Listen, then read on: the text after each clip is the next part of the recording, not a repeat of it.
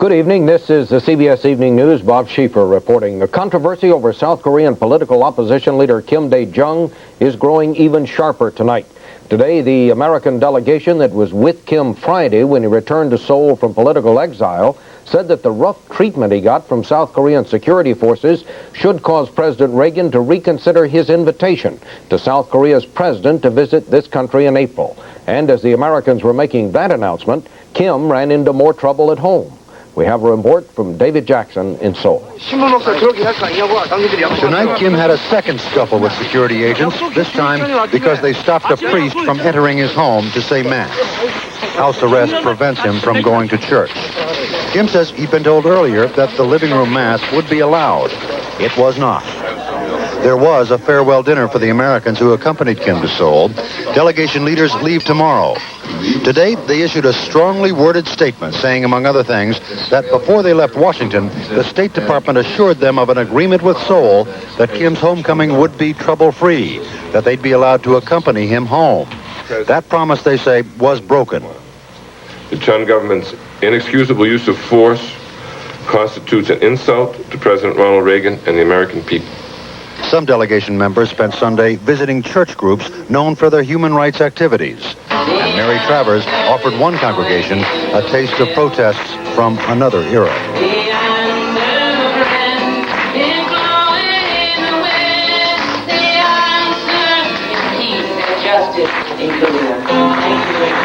David Jackson, CBS News, Seoul.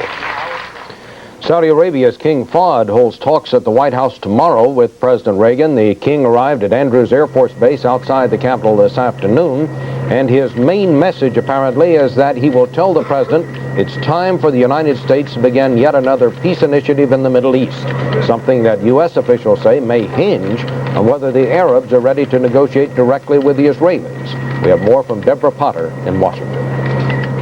When the United States was driven out of Lebanon a year ago, the Reagan administration's commitment to the Middle East peace process seemed to collapse.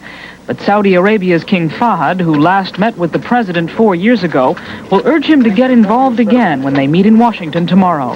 Egyptian President Mubarak will bring the same message next month. There are no new proposals. The Arabs still want the United States to press Israel for concessions, but the U.S. says it can't do much until the Arabs come to the table. Our influence is the greatest when actual negotiations are going on. And our strength in the area historically has been built on our capacity to produce concrete political results. There are a few signs of movement. Jordan's King Hussein and PLO leader Yasser Arafat are talking again about who should speak for the Palestinians in peace talks with Israel. The U.S. and the Soviet Union also may open talks on the Middle East by the end of this month. But progress is slow, and the spreading Islamic fundamentalist movement has frightened the moderate Arabs, who fear that their governments could be threatened.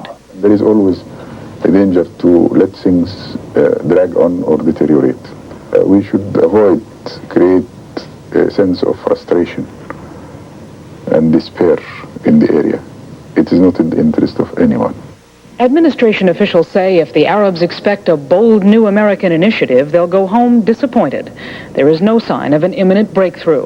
As one official put it, there are a lot of sticks rubbing together in the Middle East, but there's no smoke yet. Deborah Potter, CBS News, the State Department.